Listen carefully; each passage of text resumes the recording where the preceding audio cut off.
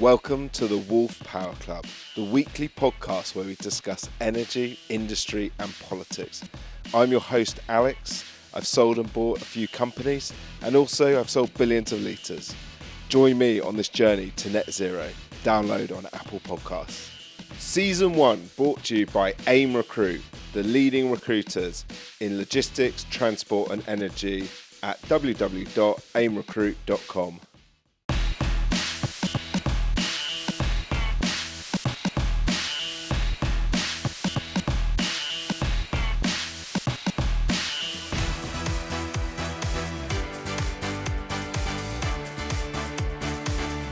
Ladies and gentlemen, it's Christmas time. Now you've had a hard year slaving away, where it's selling millions of litres of barrels or cubic tons of gas. What better way to reward yourself than a classic car at this Christmas week? And I know we're thinking it might not fit in a stocking and you might need a garage or a storage unit to have it. But this week we are delighted to have one of the leading people in classic car auctions from the world. None other than RM Sotheby's Harvey Stanley. Harvey, welcome to the podcast. What's your Christmas week looking like?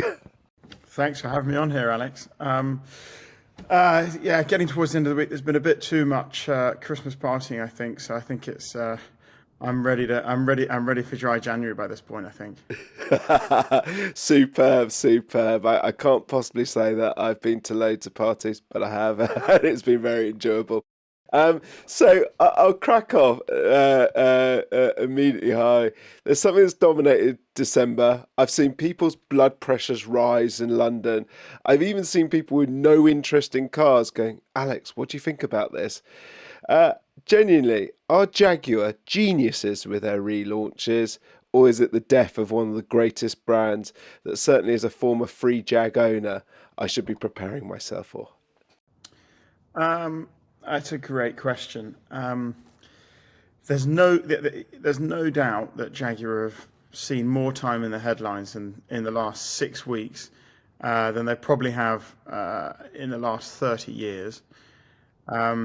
It was no secret. I don't think it was a secret to anybody that JLR had decided 4 or 5 years ago that they were going to try and take the Jaguar brand fully electric and keep the Land Rover brand as maybe the hybrid brand. Now, for a long time, Jaguar have been losing market share to their competitors, BMW, Mercedes, Audi. So I commend them in taking brave steps in trying to reinvent themselves, in a way that they're not in direct competition with their German rivals. By the same token, you can't deny they've managed to upset a lot of their old client base, but they might turn around and argue that their old client base isn't going to be their new client base. So, they're looking at taking on a wholly electric brand. So they're looking at their new clients as being Tesla clients, not of being Jaguar clients of old. So I sort of commend what they've done in the sense they've taken a huge leap, but without a shadow of a doubt they've probably failed to recognise how much love there was still for the brand. Fuel your weekly knowledge with the Wolfe Power Club podcast. Subscribe now.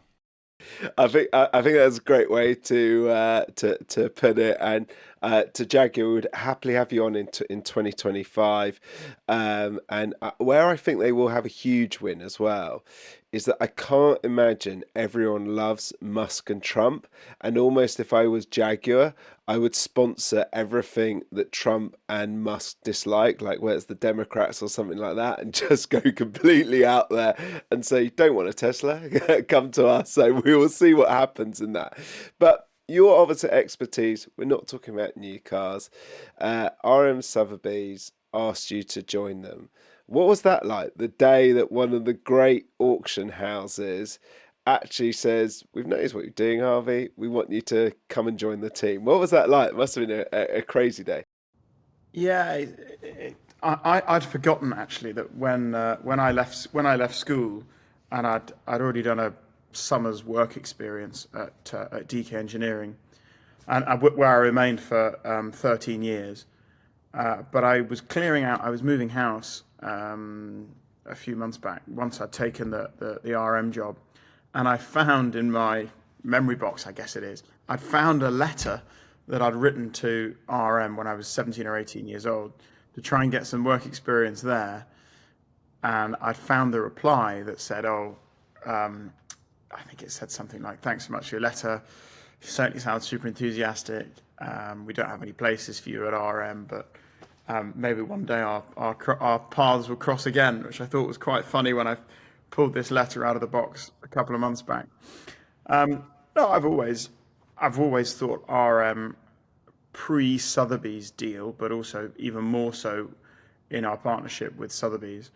I've always thought, as a business, RM was unparalleled in the industry in terms of its power, its reach, its global contact list, and it's I would still say it's the only business that operates globally in our industry.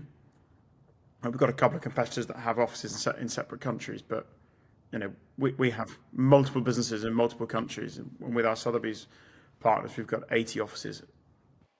I think always what I remember sort of growing up, and as you said before the brands merged, but like was those lovely paintings in either Car Magazine or Autocar where they had a big auction coming up at either Pebble Beach or Monaco.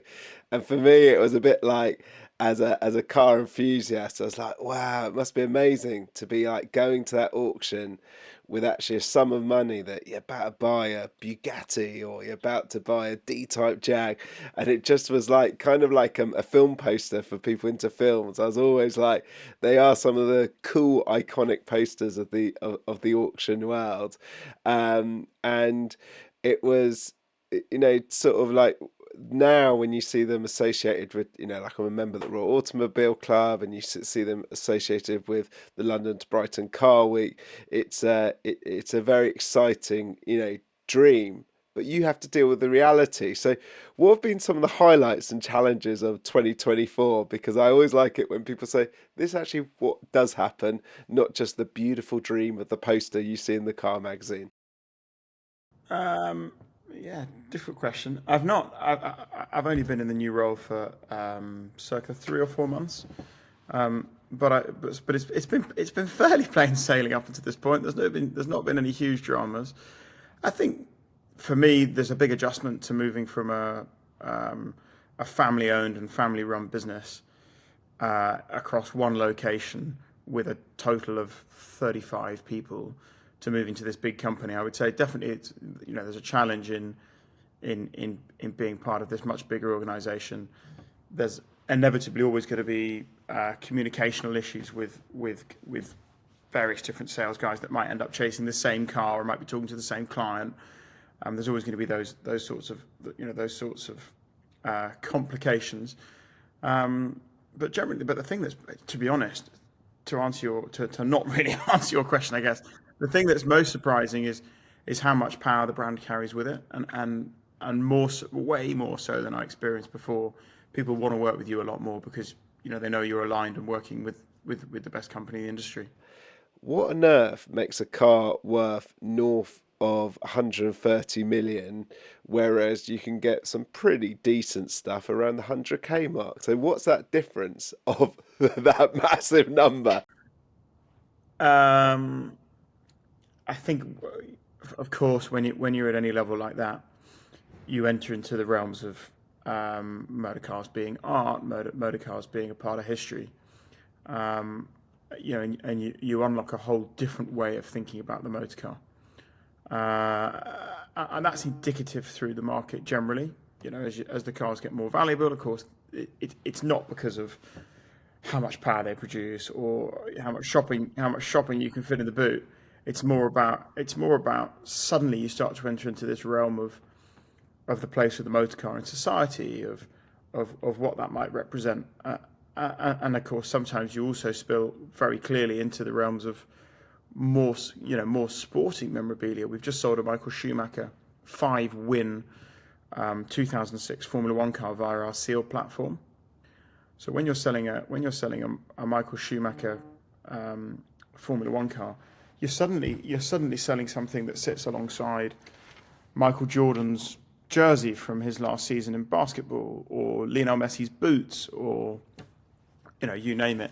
And maybe when you start to think about cars like the Uhlenhaut, you're in the realm of something of a significance of Napoleon's ship. You're talking about things that are actually seriously significant turning points in history. Now, I have a feeling it will never be for sale, so we'll never know this question. Not only racing and personalities is the sort of buyer passionate about, but you hear a lot now. This is the last Ferrari with an aspirated V8. This might be the last V12. This is potentially the last flat six when they're talking about Porsches. Why do you think the human being is so obsessed, and obviously when energy podcasts, by the propulsion of stuff to value rather than just the stats of what it achieves? Yeah, it's a very interesting point, and I think it's a very hard thing to really put your finger on. But I guess it comes down to an emotional connection. If you think about a motor car, and even there are people might not be listening to our podcast, but there are people out there, believe it or not, that aren't in love with cars, that don't consider cars a passion of theirs. But when they sell their car and it drives off, or they leave it at the garage and they drive off in their new car, there's an emotional attachment. There's suddenly an emotional attachment that car has carried you and your kids to school, or it's taken you and your now husband on your first trip to the beach, whatever it is. Somehow we form these emotional connections to cars. Now, this mobile phone has been in my pocket for the last year, I guess. Everything I've done, every meal I've been out for, every car I've sold, everything I've done, every holiday I've been on, this thing's been either in my pocket or in my hand. It's been with me for far more of the minutes and seconds and days of my life than my car has. But yet, in 2 months' time or whatever, when I next drop it and the screen breaks, or the manufacturer come up with an upgraded version, I'll feel almost no emotional attachment to that product when I hand it back and pick up the next one. So why do we feel this emotional attachment towards a motor car? Now, as a car lover, we probably feel it stronger than people who aren't car lovers, but everybody seems to feel this attachment to their car. Their car, if their car gets damaged, you feel sad for it as if it has a personality. So if that's the case, then I guess it's because we consider the power plant as being that animal's heart. And the more noise it makes, the higher it revs, and the more dramatic it is, the more we consider that to be an expression of emotion. So I think the reason people find a screaming V12 more appealing than a turbocharged four banger or worse, an electric engine, is because of this feeling of emotion that I think must come from the power plant, must come from the engine. We're obviously entering that the cars being produced at the very top end are hybrids and electrics, and I guess that started about 10 years ago when the Holy Trilogy first came out, and you had the first hybrid cars and the McLaren P1 and the LaFerrari. Do you think as a result that those cars being hybrid and electric, EU noise regulations, everything like that, that actually the RM Sotheby's auctions in, say, 20 or 30 years' time, you won't get these same sort of highs because less of that sound or emotional attachment? Because I guess all of the very top cars being produced have a form of hybrid or electric, with the only exceptions those thinking let's hark back to the golden age, like a Gordon Murray or something like that now. So yeah, I was just interested how you think the hybrid electric top end cars will affect the market down the line. Yeah, I think there's going to be a real almost a hard stop, where cars produced up until a point will be deemed of an era, and then there will almost be a separate market for cars in the, I don't know if 2030 is a reasonable target for electrification of cars. I'm not sure if that's already been relaxed. I don't know. Certainly, I think probably the bigger driver in the way the car market is going to change is driverless cars. if we have a situation where cars are driverless, then all these questions we're having about engines and how they make you feel and how nice they are to drive and how rewarding the experience is to drive. Well, if you're not driving the car, then it doesn't matter at all. So if cars become driverless, which I'm pretty certain they will, suddenly there's almost now no reason not to have an electric car, because if the car's driverless, it can take itself off and charge it while you have your meeting. It can go and it will. So then I think you start to look at, let's say we're having this conversation 2050 and everything's electric and everything's driverless. So suddenly the cars that we'll be selling, I think, are exactly the same cars we'll be selling now. Effectively, cars become like horses. Nobody's buying a horse to go to work on. Nobody's using a horse as an operational mode of transport. A horse is a thing you're passionate about. It's a hobby you indulge in. So the car market will just become like horses, and I don't imagine anybody in the future. I don't imagine anybody will really own the car they go to work in either. They'll probably just lease them, or they'll probably just call them up when they need them. Yeah, and I get the feeling that Clarkson kind of called that out in the last Grand Tour when he sort of said like the cars today, there is an element of white good to it, whereas what you are selling is art, and you can see that massive range that you're talking about. Then goes nicely that to think about, for our listeners who aren't involved in the classic car world, the actual skill set, whether it's auction or whether it's selling, because I think it might be nice to tell listeners that, your previous employer, you obviously sold a number of very, very special vehicles as well. What skill set do you need? Because in my head, there's obviously a skill set to get the right cars. And also there must be a skill set in terms of getting the right people, the right audience, either in a room or in a position that they want to do a deal. And I got to say, one of the most mind-blowing things I've ever seen was I was fortunate enough to be at the James Bond official auction a couple of years ago, and seeing a top auctioneer have the screens in front of him, phones all over the world, people in the room. It really was like watching one of the great pros, whether it's a sportsman or top scientist or surgeon. It was just amazing to see. And I was just wondering that skill set of that. What skills do you need to sell some of the best cars on earth? Because you're in a unique position, Harvey, that you've kind of been there and done it. And can you just tell listeners about something you did on work experience that gave you your taste for it?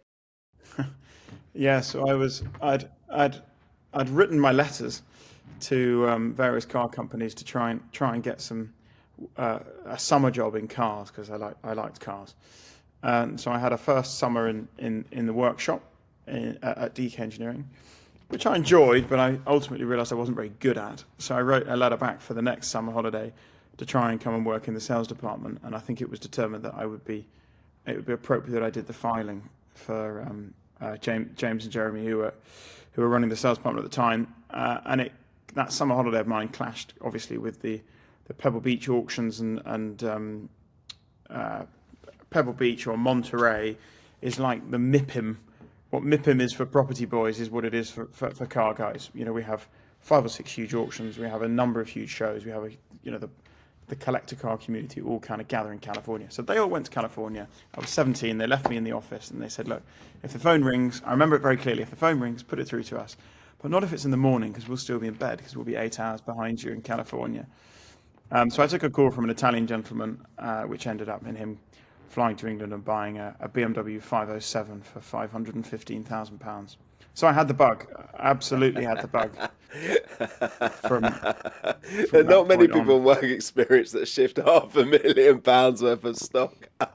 No, I do remember going back to school very smug, and my housemaster said to me, "What did you get up to?" And I told him the story, and he said, "Oh, did they pay a commission?" And they did give me a Mont Blanc pen, and I said, "Oh, they gave me a Mont Blanc pen," and he said, "Is that it?"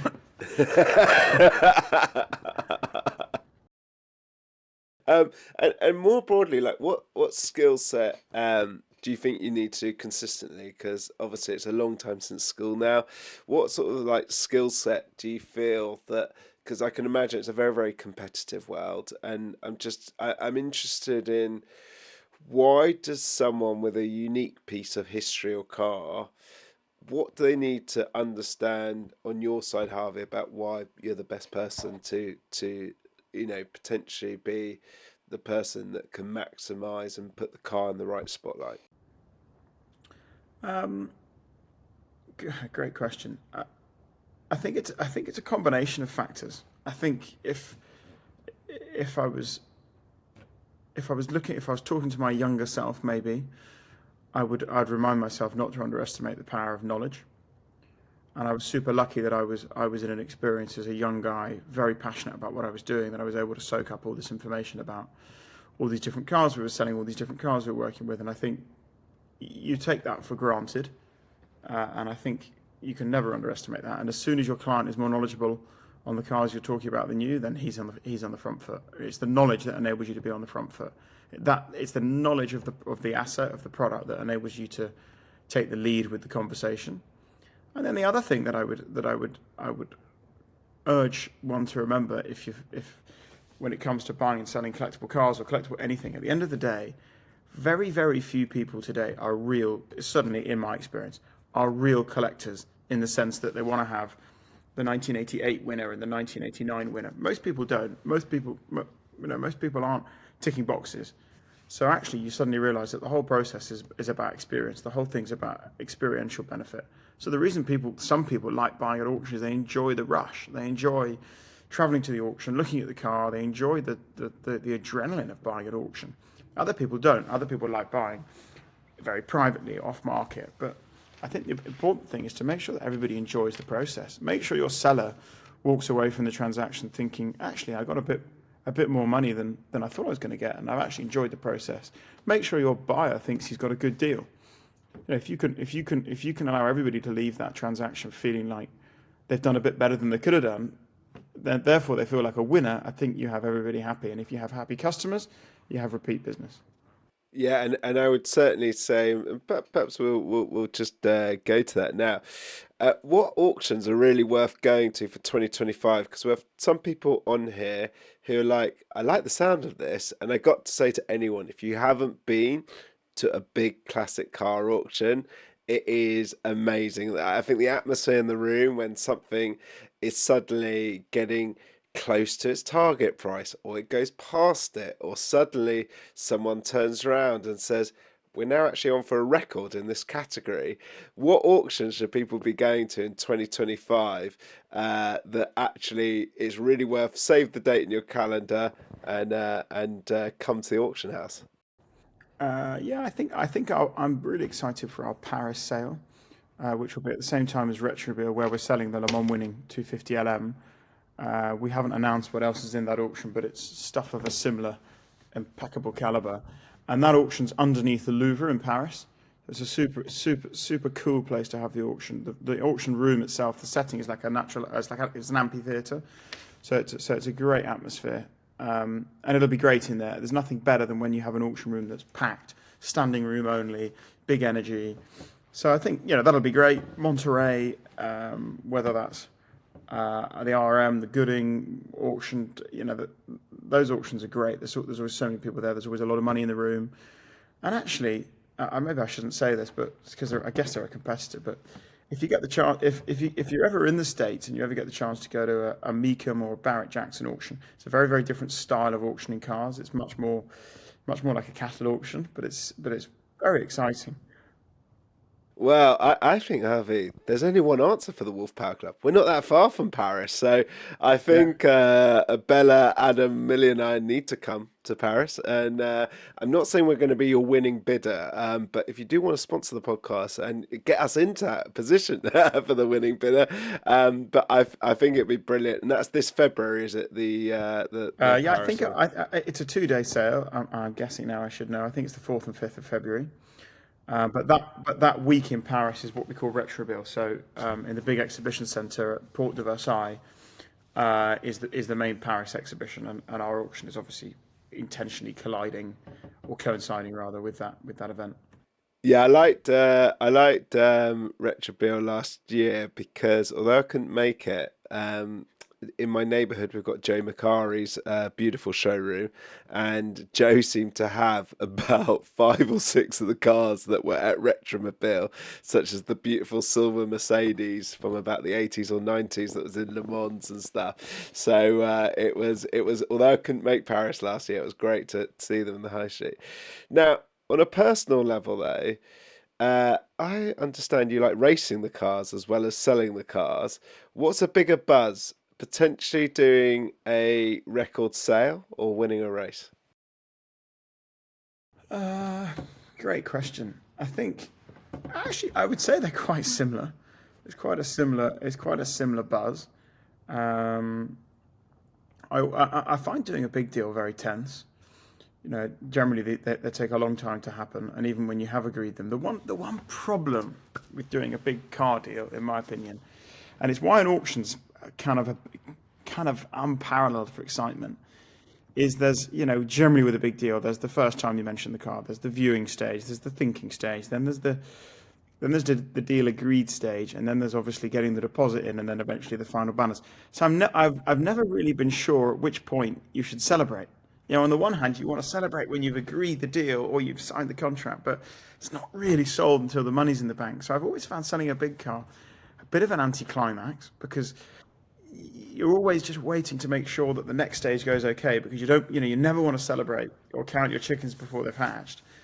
So I've actually always found with big deals a little bit underwhelmed, because by the time you've actually got all the money in, and if it is a lot of money, it's probably 6 to 8 weeks or whatever after you've inked the contract, you've moved on. You're trying to think about the next car to sell. Whereas with a race, when you cross the finish line and pick up the checker flag, that is the end, and that is the time to go and celebrate. So, work in progress. I bought a couple of quite special GT3 cars from Asia, so they're on the water now. So I'd like to try and get out in one of those at some point. So yeah, that would be my main plan. Nice, nice. It'd be great to hear about the racing. And the other thing I was fascinated by is that in terms of that deal, it's very similar to the fuel industry. We have a saying in fuel industry that volume is vanity, so you can sell billions of liters, but if it ain't, we say margin is sanity and cash is king. And I know what you mean. Sometimes you do an amazing deal, but the actual process until the money is in the bank is so long, as you said. By the time it happens, emotionally, Forgotten work about it. wise, you're on, and like your next target's being missed, or you have to hit your next target, and so on.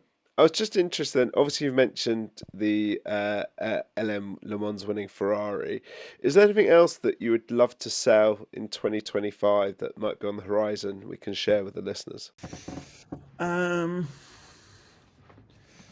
yeah, I think I've never sold a McLaren F1. I've come quite close to it, but I've never done an F1 deal. Um, that would be a big milestone for me to try and get one of those done. Um, so yeah, that'd be a nice 2025. Be nice to have that done in Q1.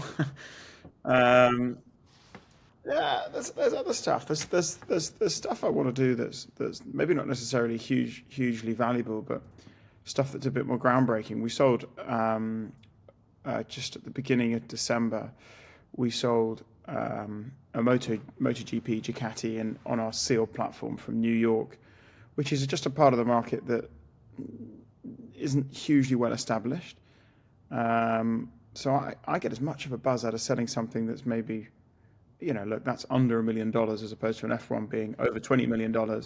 But, I get as much buzz about breaking new ground like that I would have just selling a super valuable car. Right. Well, on to our final question, Harvey.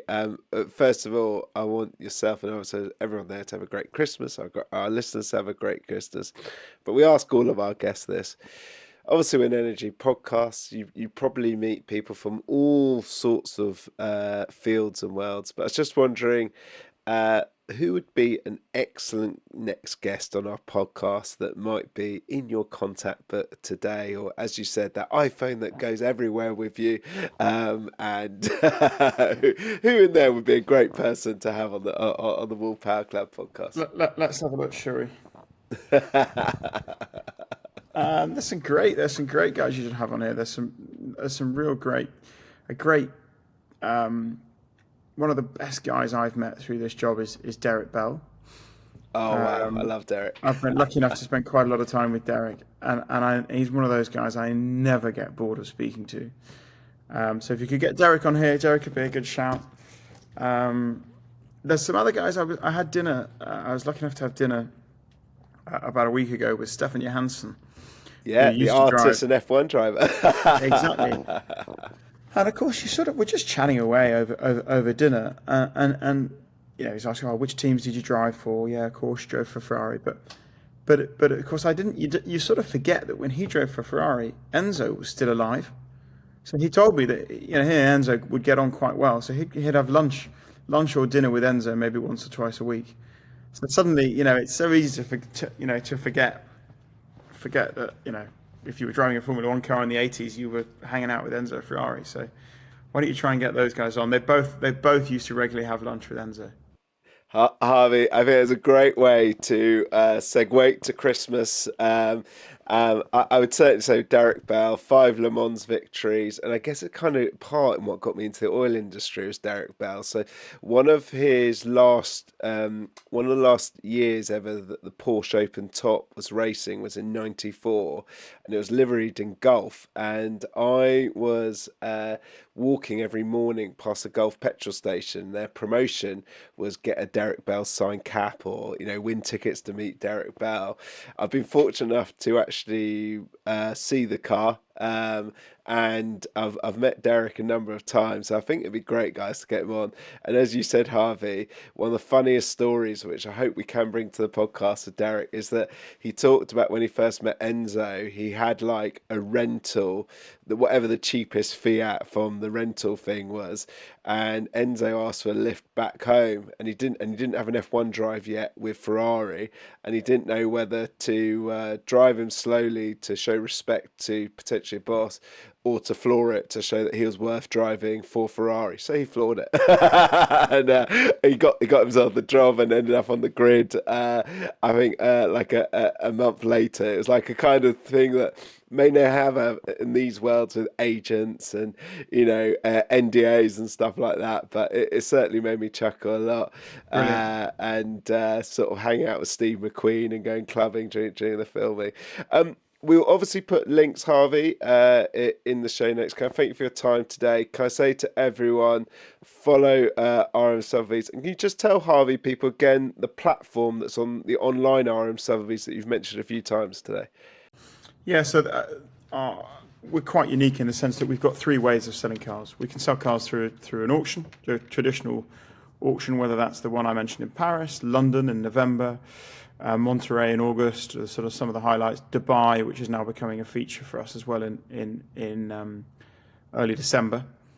We also have private sales, which is effectively, if you consider us more like a traditional dealer. So we've got a facility in Chobham, we've got a storage facility in Miami, another one in LA, we've got a huge facility in Canada. So we keep cars that are like a dealer.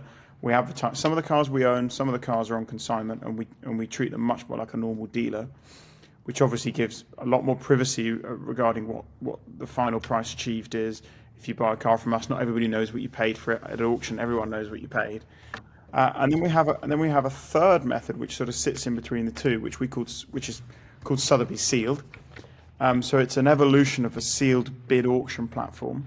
So the motorbike we just sold was on sealed bid. The Schumacher Formula One car was on sealed. So in essence, you make an offer for the car, or you put your bid in, and it will just tell you in a leaderboard where you are. So it'll just say your bid is 4th highest. So let's say you bid $1 million. So you bid 1.1, and by upping your bid, you might climb from 4th to 3rd, and you keep bidding until eventually you become the number 1 ranking. Now, obviously, there's a timer going on at the same time.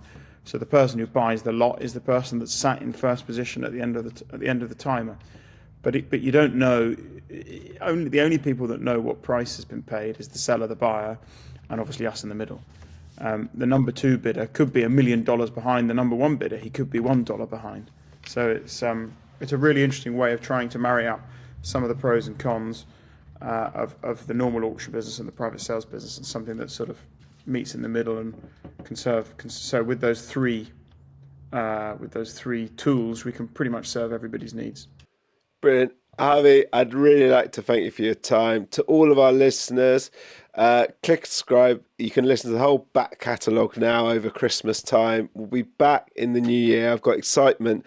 We've got Olympic bronze medalist Anthony Ogogo, the boxer, saying how to beat the fitness problems in the boardroom when we come back in the new year. And it's fair to say that is a crazy story, from pro wrestling, boxing, almost losing his mother, but most about getting your fitness right. Harvey, I'd just like to say it's been a brilliant talk. And I think the Wolfe Power Club needs to do everything we can to be in Paris, and hey, let's try and crowdfund for a Le Mans winning Ferrari. Harvey, I'd really like to thank you for your time. Cheers. Thanks very much. See you later.